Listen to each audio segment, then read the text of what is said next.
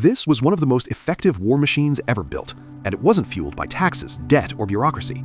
It was fueled by trade. Not the kind you learn about in textbooks, but the kind that decides who lives, who profits, and who vanishes from history. Most empires rise by squeezing their people, collecting taxes, issuing decrees, building layers of administration until the machine can fund armies and enforce control. That's how Rome did it. That's how Britain did it. That's how states still try to do it today. The Mongols didn't. They built the largest land empire in history without a modern tax system, without a central treasury, and without a settled population large enough to exploit. No income tax, no property tax, no census-backed bureaucracy tracking who owed what. Yet their armies moved faster, struck harder, and sustained campaigns across thousands of miles of hostile terrain for decades. So the real question isn't how brutal the Mongols were. That part is easy. The real question is far more unsettling. How do you build a permanent war machine without taxing your own people into collapse? Welcome to the Hidden Ledger, where money, power, and history collide, and nothing is ever as simple as it seems. To understand how the Mongols pulled this off, forget everything you think you know about how states finance power, because the Mongol Empire wasn't built like a state, it was built like a network. At the start of the 12th century, Eurasia was divided into rigid, suspicious blocks. China, the Islamic world, Eastern Europe, all connected by trade but barely cooperating. Moving goods across borders was slow, dangerous, and expensive. Every city imposed tolls. Every ruler saw merchants as walking tax bases. Trade didn't flow, it limped. Into this fractured system stepped a man from a place no one took seriously. Genghis Khan, born Temujin, came from the Mongolian steppe, a harsh, nomadic world with almost none of the traditional foundations of empire.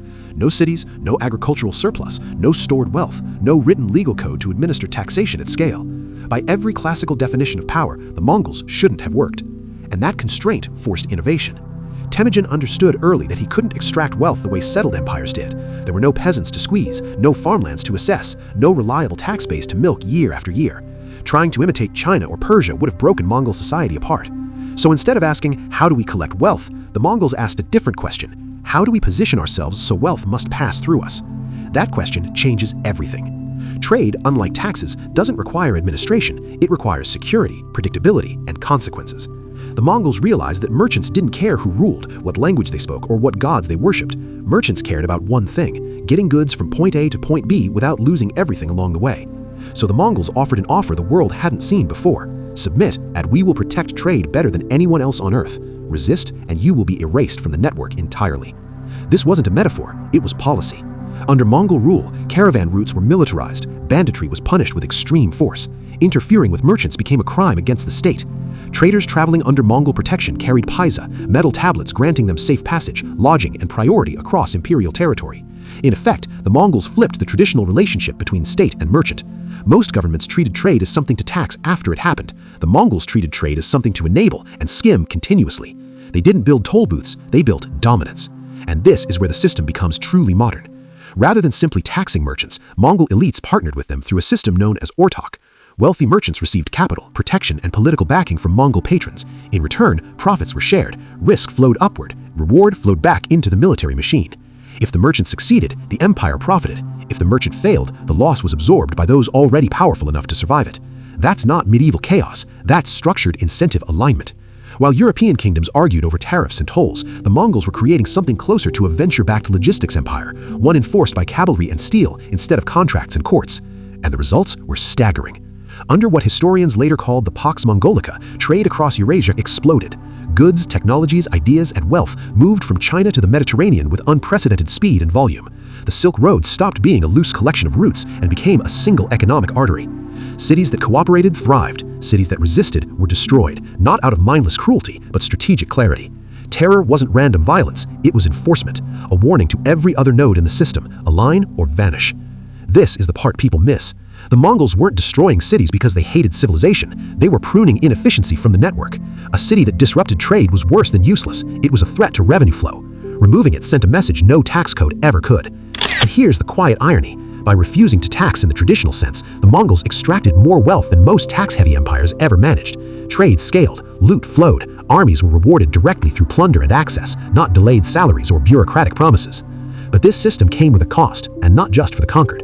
Once an empire is built on movement, it becomes dependent on it. Disrupt trade, and the war machine starves. Stabilize roots, and power compounds. The Mongols understood this intuitively, even if they didn't write it down in economic theory. And that insight, that power doesn't come from taxing value, but from positioning yourself where value must move, didn't disappear with horse archers and felt tents. It went underground. It waited. And centuries later, it re-emerged under different names. Because the uncomfortable truth is this: modern financial systems still reward those who control flows, not those who produce. Trade routes became shipping lanes, caravan hubs became financial centers, paisa became payment systems, and just like in the 13th century, the real winners aren't the ones doing the labor, they're the ones deciding who gets access.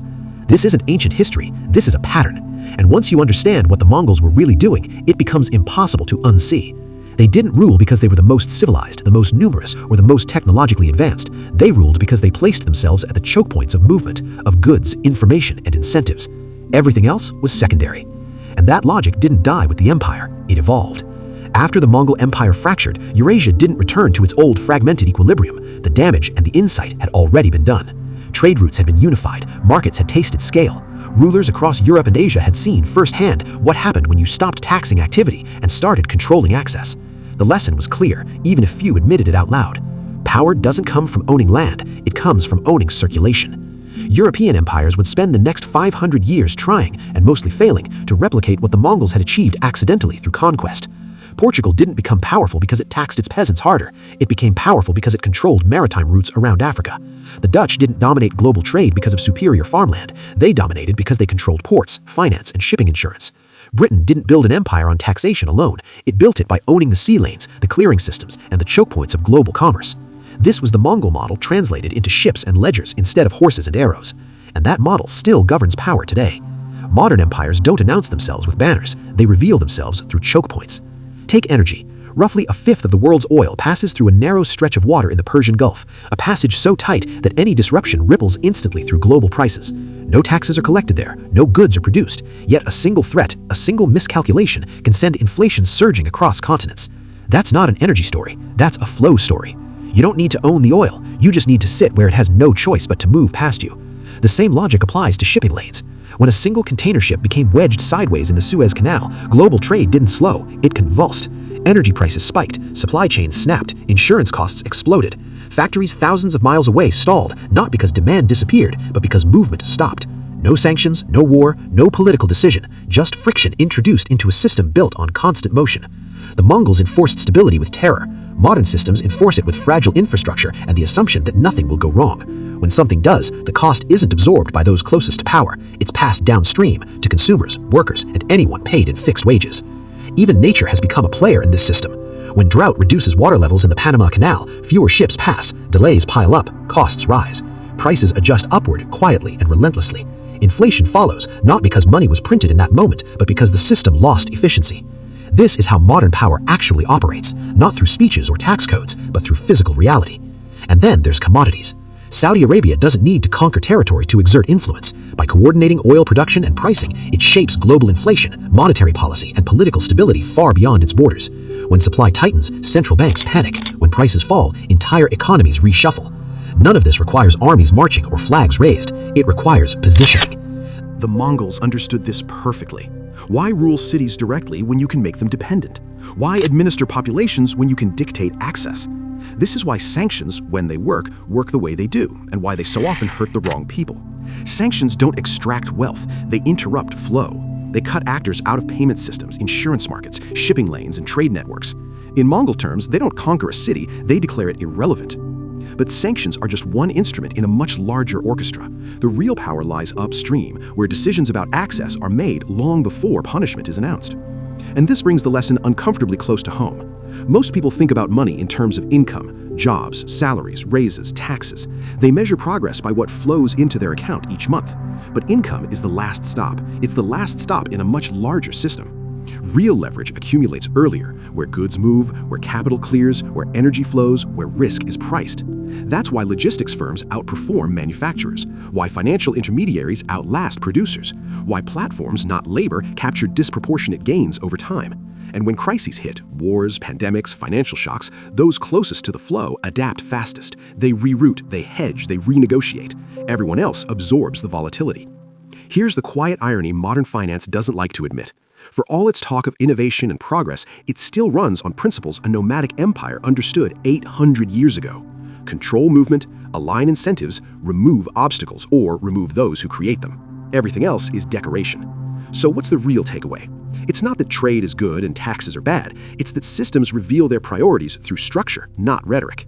If you want to know where power lives, don't listen to what leaders say. Look at what gets protected when things break. Look at who remains solvent when systems seize up. Look at who controls access when everyone else is negotiating prices. The Mongols didn't build their empire by taxing loyalty into existence. They built it by making themselves unavoidable. And in a world that still runs on flows of energy, goods, capital, and information, that lesson hasn't aged at all. If this gave you a new perspective, you know what to do. History has the answers. I'll show you where to look.